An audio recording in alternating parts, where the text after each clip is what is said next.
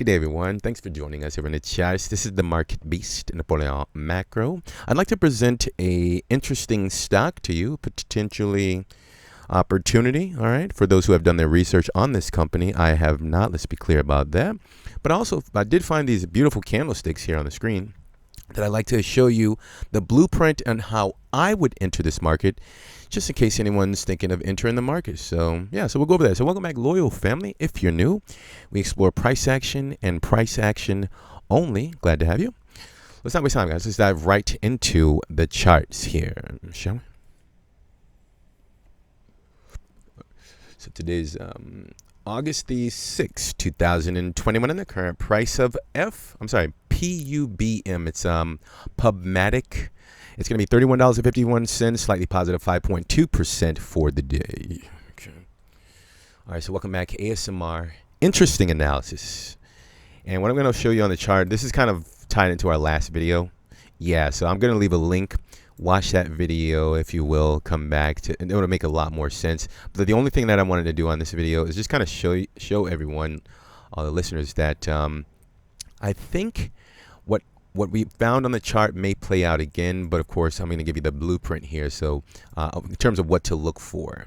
All right, so it's kind of this like Wing pattern, somewhat of a stretch, right, at this point. What you're going to look for is the $30 level. It's the same thing. And I realized on the last video, we went over the $30 level. And somebody say, wait a minute, Napoleon actually got below $30. So that's why I didn't get in. I thought it was like doomsday. No. Remember, when we go over the like the retracement levels, the only thing that I'm mostly focused on are the weekly setups, so the weekly candles, which is why we're posting a video today. We're up against a weekly close, or weekly candles we're looking at right now, by the way. So if the market does just so happens to revisit that $29, $30 level, so something like that, that's so arbitrary, right? Looks kind of weird. If the market just so happens to revisit that $29 level, all right, that's when we would enter. Okay, so right now it's a slightly positive day.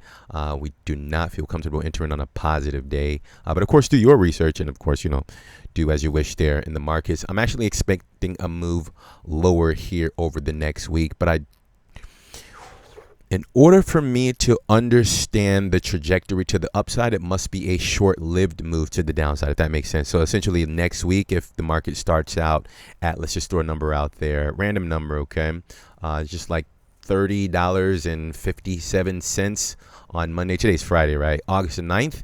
Then at that point, what we look for is a very quick move down and then a move higher over the course of that week thereof, okay? August the 9th leading into the Friday of that week, okay?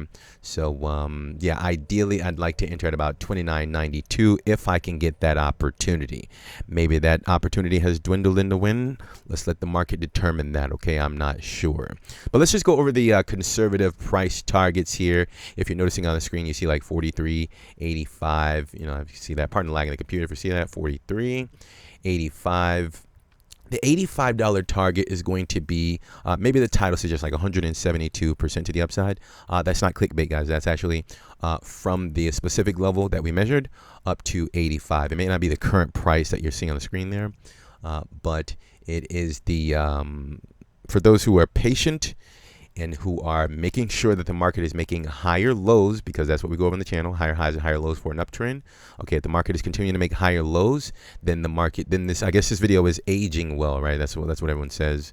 And then we can look forward to the $85 target. If the market is making lower lows, yeah, below the $29 level, then at that point, we may need to scratch these targets out if the big players aren't just kind of shaking all the investors out and just kind of moving the price up to their desired levels. All right.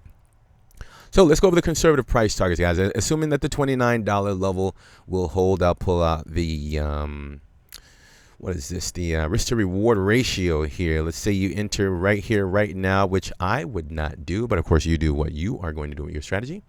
The risk to reward would be, I would actually risk, if you're playing with options, it's kind of tricky to like know a stop loss because the premium depletes very fast.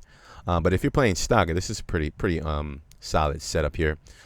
The risk would probably be, I would have to risk about 15% to the downside, assuming that I would enter here. Again, that's why I don't wouldn't enter on a down day. But let's just say if it actually goes down to that, what do we say, $30 or like $29?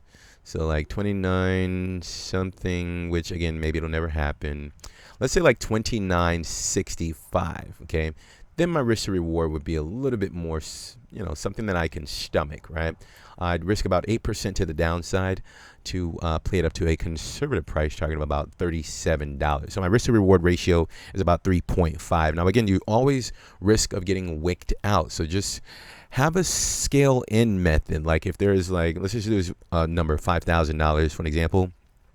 I always start with 1/5 of my position. Just I find a negative day, a slightly negative day, and then I enter near a support level, and I start with that 1/5 of my position. If that position looks to be going well, I'd install another 1/5 of my position. So I'd be totally installed 2,000 out of 5,000 and just simply wait at that point and see where the market is going to move in the short term, okay? And then that's when I start understanding my stop loss. I never really start with a stop loss, but I do have a mental stop loss just in case my initial investment to 2,000 out of 5,000 starts to really go against me. But at least I'd walk away with, you know, the 3,000 of the 5,000 if the market really starts going against me there. But again, I'm just stressing the importance of scaling into your position and potentially understanding candlesticks and market fluctuations to enter on a negative day near a support level. Really important. That's what I do, okay? So, yeah, so you have the conservative price target, $37. That's for those who are just kind of, and I'm a little bit skeptical with that $37 target, only because of the way that I'm seeing how the candlesticks are set up here. I don't really see a nice clearance, but if I had to give a conservative, somewhat conservative, it'd be 37, okay? So that's pretty much the blueprint, guys. The $43, that would be for those who are a little bit more risk adverse, okay? That would be the target 43, only because that is the previous level of support. Kind of, if you look at this clustered area here, that's a previous level of support near the $43 level. Can easily be seen if you guys are pulling up the higher time frames. I can assure you guys, I'm not doing anything spectacular or magical. When you pull up the higher time frames, it becomes crystal clear in terms of the support resistance levels, and of course higher highs and higher lows. All right, so it looks like you're getting a little bit of a move down there. Excuse me, and yeah, so it all depends on how this weekly candle closes. So let's see how, if it closes as like a green candle, then I say that, okay, maybe there is potential here. But that doesn't mean that the market will not move lower, guys. I'd be really interested in this market if it breaks below $29 again within a week. Okay, hopefully you guys are subscribed, and we'll leave you a quick update or an emergency video whenever we enter the market. We typically do that. If you're new, we post a video just before we enter the market on a negative day to give those investors time to do their research and understand if they want to do something similar to a gesture that we're doing in the market, which we do not recommend. All right, so that is the end of the video. Hopefully we've gone over everything. The time frame, did I go over that? So we're just looking for how this candle is going to close on the weekly. And in terms of the time frame for that conservative price target, about $37, you'd have to give that up to 30 days. The $43 level, we have to give at least 3 to maybe 6 months, okay, for that $43 level. You guys know I'm like super conservative with the time, right?